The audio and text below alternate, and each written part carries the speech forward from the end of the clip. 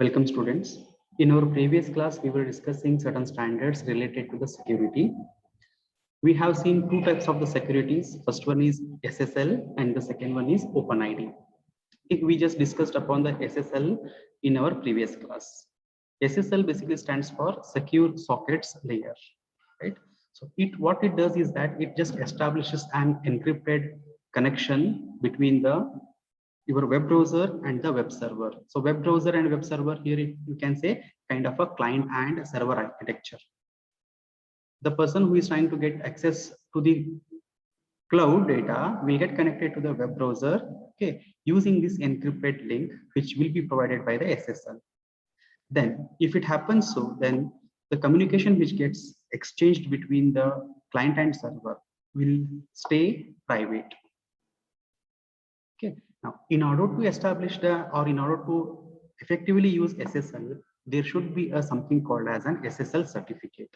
The SSL certificate will be available for every web servers on its server itself. Whenever there is a connection is getting established, the SSL certificate will get deployed onto the web browsers and it maintains the encrypted link between both the client and as well as the servers. Okay, that is one of the basic, or we can say this is one of the very much standard security which a browser, or we can say the client and the browser should have in order to have a encrypted link or a private communication. Okay. The second one is that something we call it to be a OpenID. The OpenID is something like kind of authentication, or the authorization has to be provided between the client and the server. This OpenID is, again, it is basically a protocol, okay, and it is an open source protocol, we can say. Open source means there is no formal structure, we can say the code is available related to what OpenID means. There are a set of standards or rules have been defined, and using those particular standards, anybody can try to customize their code, which can help them in providing a unique username and passwords. Okay. Now, we can say the beauty of OpenID is that suppose if there is a client and the client is trying to get access to the different web servers or different websites, and all these assume that all these websites are provided by one particular vendor. We can take the best example here. Now, the Google provides different types of cloud services. Like you get a Gmail, the web application, right? You also get a service from the Drive where you can use it as a cloud storage. You get a spreadsheet, Word document. Like there are different types of services basically provided by a same or one particular provider. Right? Since you have multiple web applications or the websites which you need to access, and if you want to access, you need to provide certain credentials like a username and a passwords. Right? Now, if there is no OpenID, then what may happen is that for each of those particular websites, you may require a username and a password which will differ from one website to the other websites. Like for your Gmail, you require one email username and a password. Then for Drive, you may require another username and another password. Like that, you may require different usernames and the different passwords for each and every websites which you want to access from the cloud. That becomes a complicated stuff. In order to overcome this one, wherein if the web services are being provided by a simple or a single provider or the vendor, and if he wishes to provide a single or a unique identification that can be used across a number of applications, what he can host at the server. So what it will do, it will give a single username and a password, kind of a credentials you can say. Using that particular credential, the user or the client can get access to the multiple websites or the different websites. Right? I hope this is pretty much explainable, right? Understandable, right? What OpenID with a simple example. Understood, students? What actually the basic concept of OpenID is?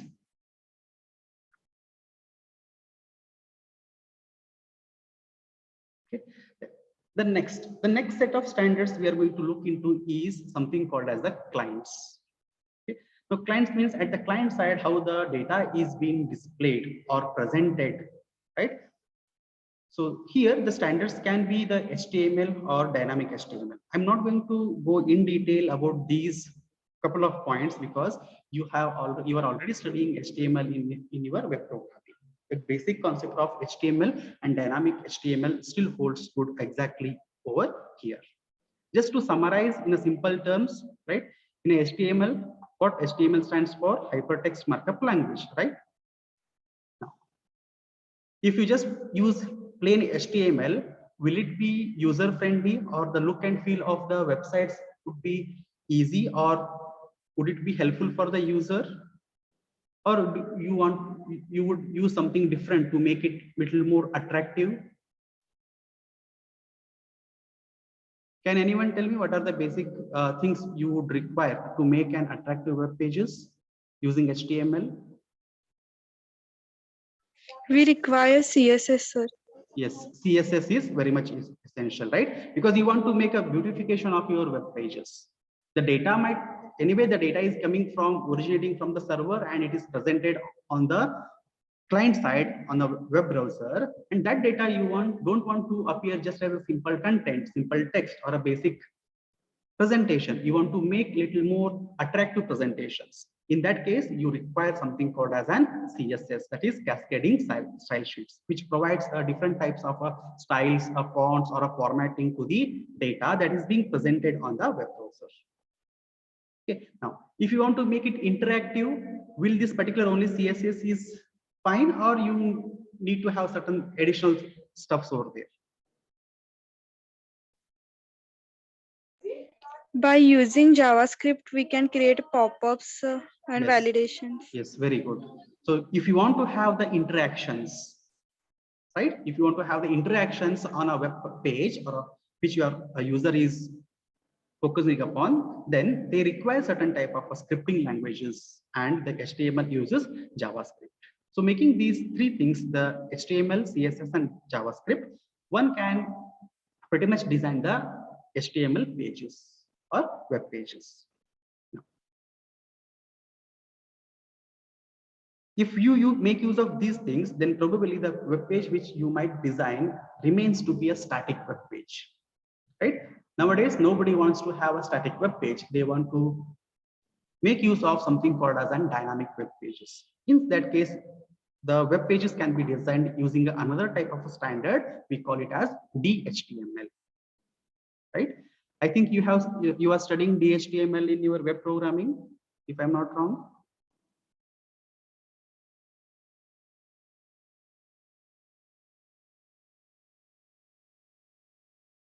Do you have DHTML, students?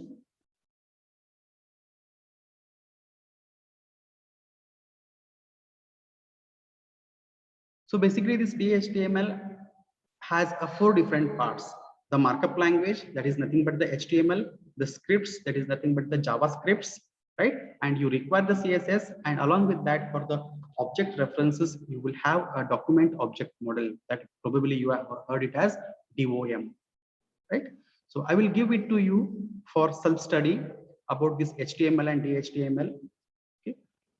Go through your web programming concepts, the basics of HTML and DHTML. You can refer it as the contents over here, and you can make your own notes for these two concepts. Okay. Now, coming on to the next important, the infrastructure is already we have studied, we have looked into it in our first unit. The same stuff again is repeated over here. So in the infrastructure, we make use of something called as an virtualization, right? We have seen what this virtualization means. If we have only one physical space, and on that particular physical space, we want to install multiple operating systems. We want to create a virtualization layer. It can be made to an operating system. It can be made to the files. It can even made to be networks as well. If you want to basically set a virtualized infrastructure, then we can make use of the concepts of the hypervisor, which provides the kind of a layer on which we can install the different operating systems. Most of the time, we make use of the different operating systems at the server side. Okay. Now, since we want to make use of this hypervisor and the virtualization technique, then there should be a common format of providing those particular binaries. If you remember, in our first unit, we have looked into the para-virtualization and full virtualization. There we have come across with a concept called as the binaries of the guest operating system. Basically, guest operating system means what? It is a virtual machines, right? Those virtual machines, if they are, then what is the common format that one can have? That means there might be different vendors who provide the virtualization technique. Right? There can be a PM, the virtual machine, VMware itself. There can be from the Microsoft. There can be from the IBM. Like different vendors try to provide their own type of the virtualization. But there should be a interoperability between them. Means there should be a common format which will help them in packaging and distributing those virtual machines. Right? That particular standard is nothing but the open virtualization format, what we call it as OVF.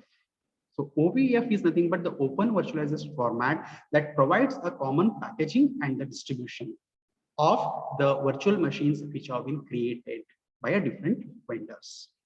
So here you may just remember the full form. Probably you may get a question on that one, the expand OVF. Okay. Moving on to the next one, the very important, that is services, right? The services, whatever we get from the cloud, that particular services might be designed by using different types of standards. The most common type of the standards which any vendor makes use in designing the web services are one among these two, that is REST or SOAP. Do anyone remember the full form of this REST and SOAP? We have come across with these two words earlier.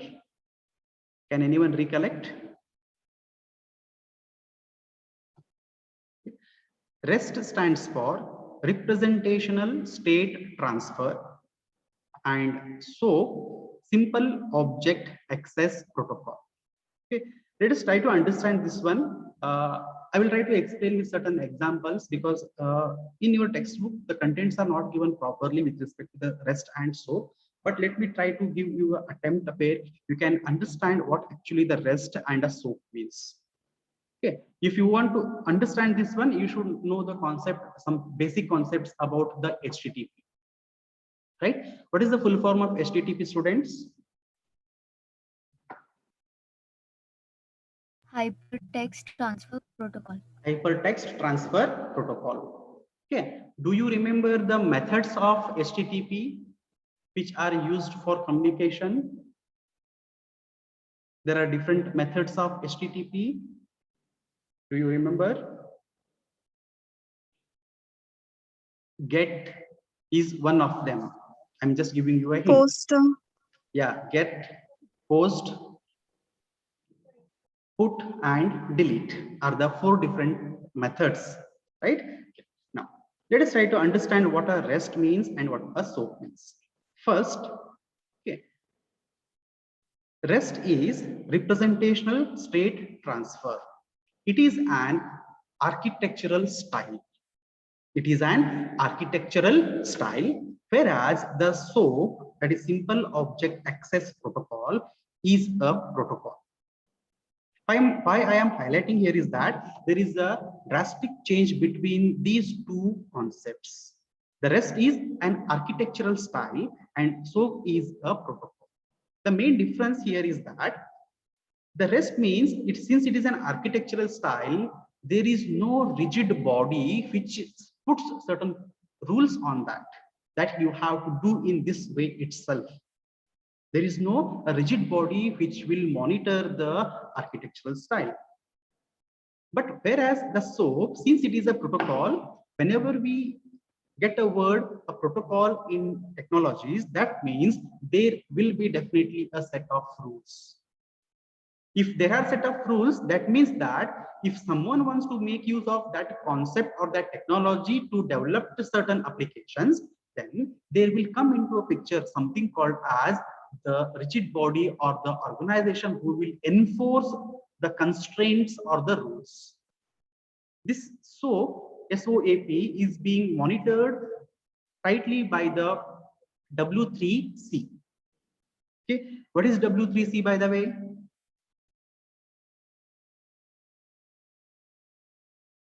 What is W3C? You should be knowing, students. You are in 6th grade, 6th semester grade. What is WWW? Is nothing but W3. And what is C? W3 is nothing but World Wide Web Consortium. W3C. W3C looks into or sets certain rules and the standards or the constraints. Okay, using those particular set of rules only, if a person or an organization are trying to develop the web service using SOAP, then they have to go through all those constraints and then develop it. So in simple terms, you can just see here the main difference between these two is that REST is like a user friendly. It gives the flexibility to the end user in the sense here the developer to develop the web services, but whereas SOAP unlikely not. If someone wants to develop the web services using SOAP, then they have to go with their constraints, the rules that have been specified to it. Okay, now let us quickly get into the little more details about REST. Okay, I will just put all the points here. Okay, let us try to understand what actually REST means. Before we understand REST, we should know the meaning of these three words, that is representational state transfer. Okay, let me try to attempt to explain what actually the meaning of these three words, because it's very beautiful to understand these three words. Let me share another screen.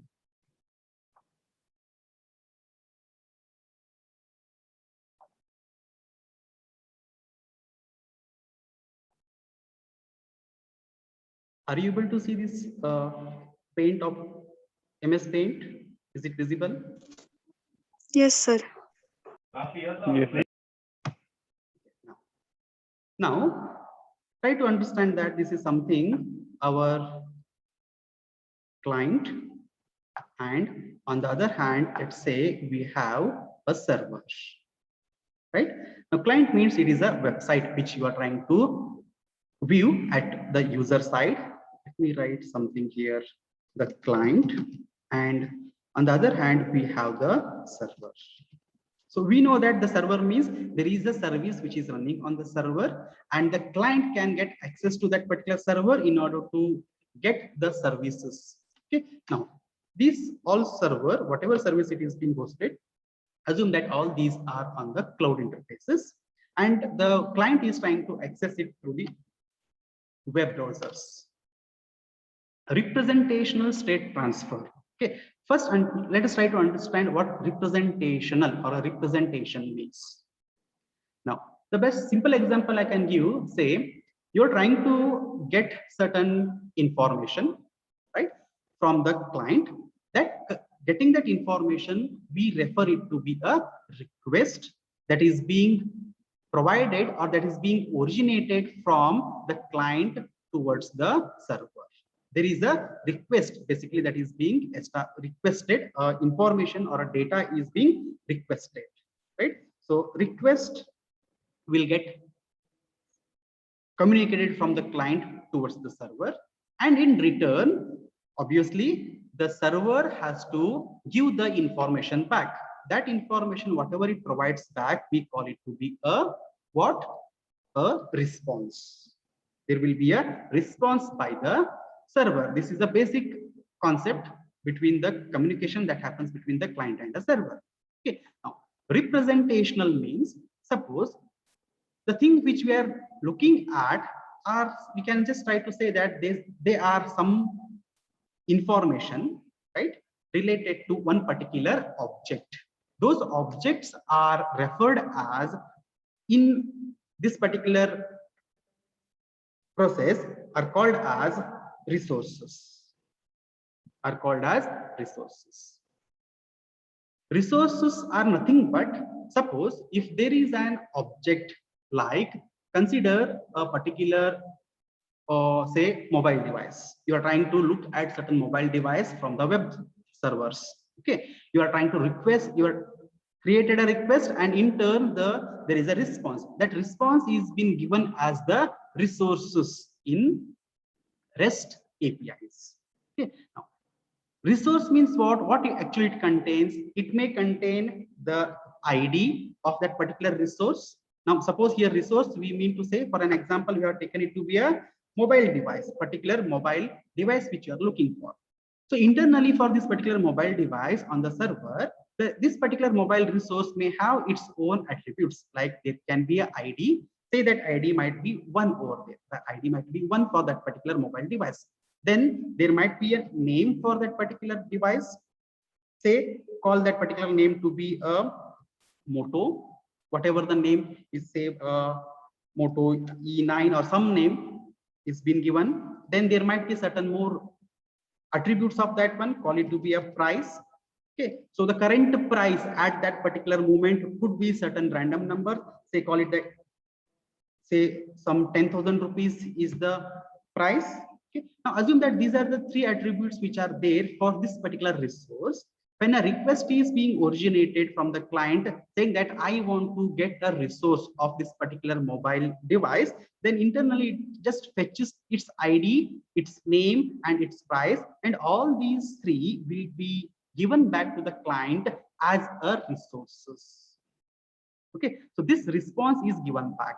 This giving out all the responses related to one particular resource, we call it to be a representation of that resource. Why basically we call the representation? Because all its attributes are clubbed together as a resource of a particular entity or an object, and then it is being given back to the client.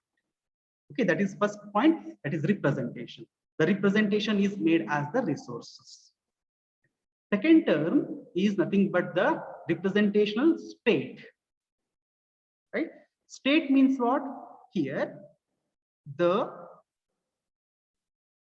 attributes of this resource may vary. Suppose today when I'm trying to look for this resource, one of the attribute that is price is say 10,000 rupees.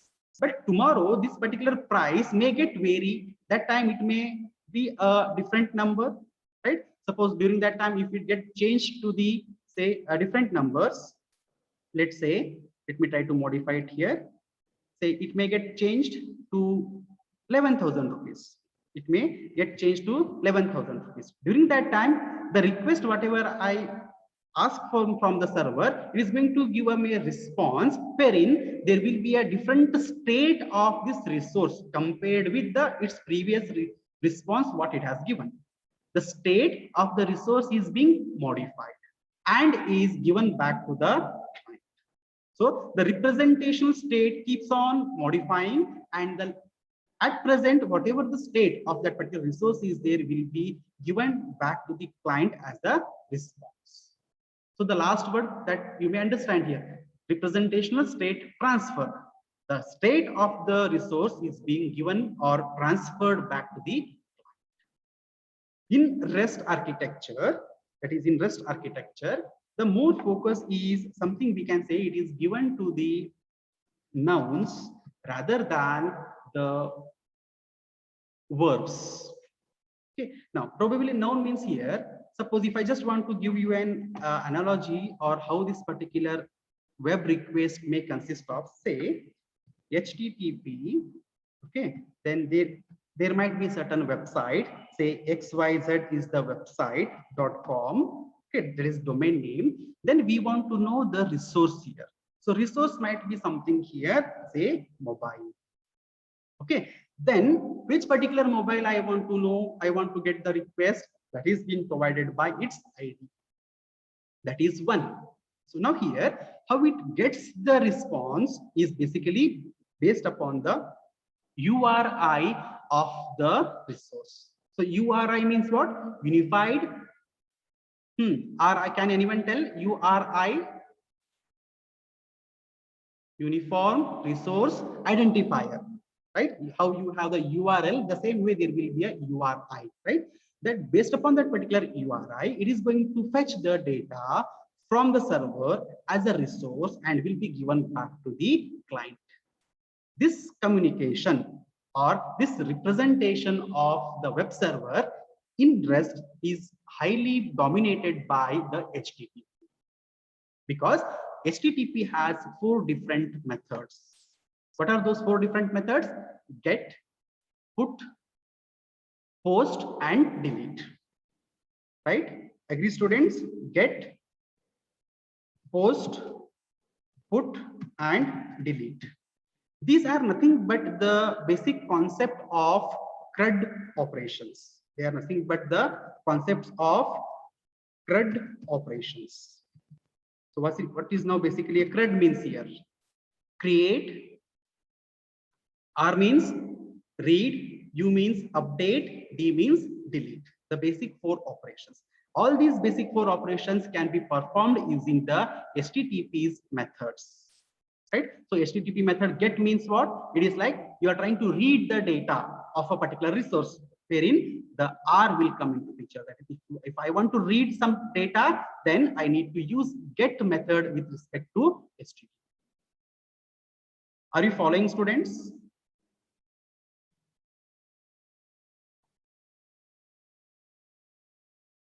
If I want to make use of the read, if I want to read the data, then I will have to use get method with respect to the HTTP, right?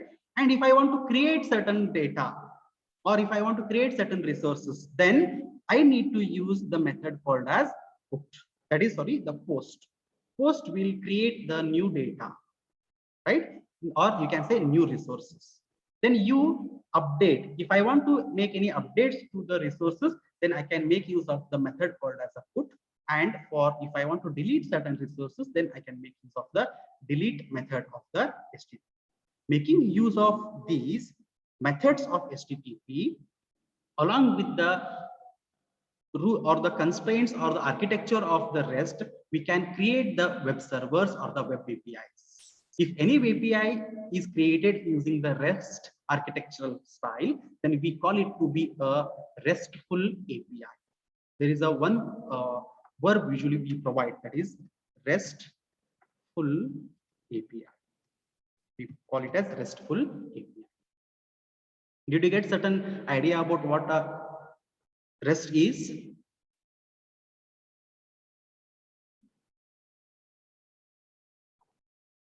The more focus is given to the resources, that is the nouns, not the verbs. So verbs here I mean to say the action that has to be taken on the web server. Okay, noun means here basically it is resources, the objects. You can say in other terms, you can say the objects. The more focus, the focus in REST is the resources. But whereas when we come to the SOAP, simple object access protocol, it is the other way. There the more focus is given on the verbs, or rather we can say the actions that have to be taken on the other side. Okay, now since the data is getting communicated or exchanged, either you can call it to be a request or the response. When the response comes back, it is giving something called as the resources. Then the resources contain certain attributes like this, right? For if there is a one particular mobile device, then ID, name, price, you can say they are the attributes of that. These attributes may keep on changing with respect to a different mobile, right? Then can you just try to visualize something like there is a something called as a key value pairs? Probably you might have studied in your Python, right? The key value pair or a dictionaries pair ID, it can be called as a key and corresponding values, right? A key value pairs. These key value pairs are greatly supported by one particular type of the object representation, and that object representation we call it as JSON, or the representation of the resources. We call it to be a JSON. JSON is nothing but JavaScript object notation. It consists of the details or the specifications of about a particular resources in the form of the key value pairs. Okay. Since key value pairs are very lightly very light applications or very light data, so the communication, if it is happening between the two client and a server using the RESTful APIs, then those web APIs will be very fast, very accessible in a lightweight manner. But on the other hand, if we compare with the SOAP, Okay, in the SOAP, it makes use of only XML representation. It makes use of only XML representations in order to communicate or exchange the data between the client and the server. Okay. The same thing I just tried to put it in these particular slides as the points. Okay. So as I said here, the REST makes use of the JSON. That doesn't mean that it makes use of only JSON. It can make use of even XML also. If you are using the XML or the RESTful, means we are trying to slow down our architecture. Nowadays, whatever APIs are being developed, if there is no certain constraint that they have to use the SOAP, then most of the time they go with the RESTful APIs in order to develop their own web services. And the data exchange, they make use of something called as a JSON itself, a kind of a key value pair, which makes the APIs very lightweight. The communication will be faster, much more faster if it is compared with the SOAP APIs.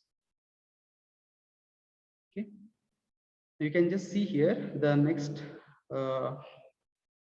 quick difference you can get from this particular image. I found this is very simple and better way to know the exact difference between the SOAP and the REST. Now you can see a postcard and there is an envelope, right? If someone is using, if the web server is being designed using the SOAP, then it is something like an envelope. If REST is being used, then it is type of a postcard. What do you think, students? Which is more faster type of a communication?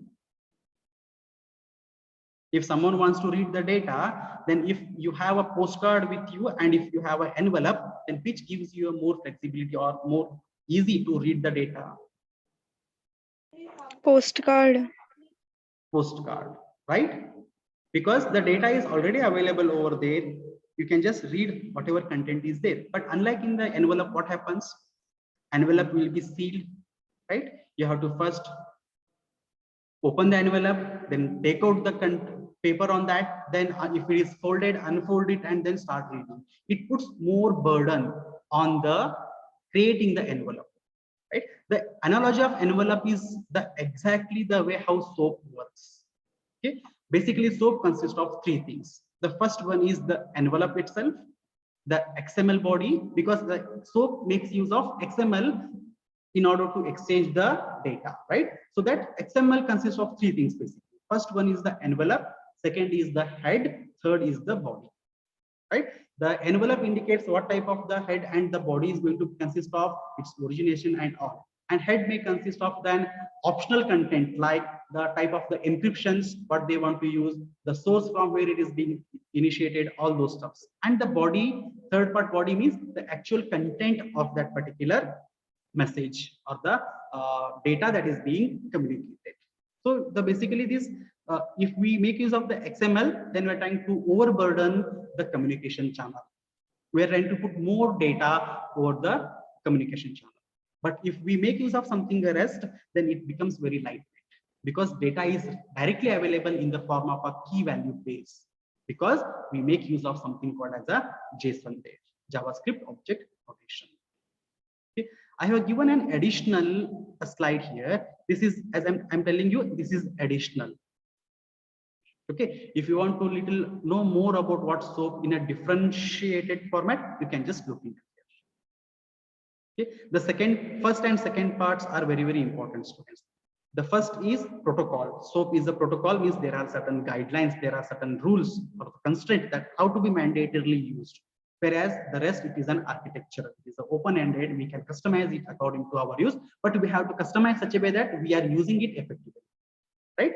Earlier I said the noun and a verb I just made use, right? The REST makes use of the nouns, it is data-driven. Data-driven means the resources. We talk about the resources. Other side, the SOAP is a functional driven. Functional driven means we give more focus upon its working, that is the verb of the communication, right? And what type of data it uses, that gives the other type of a difference. The REST can make use of different types, JSON, XML, HTML, but whereas the SOAP only makes use of the XML. If someone is using the REST in order to create the application, then it is appropriate that they make use of a JSON representation because it will be more effective. Okay, then few more additional differences I have given. If you're interested, look upon that and study more on that particular point if you want to know more about that.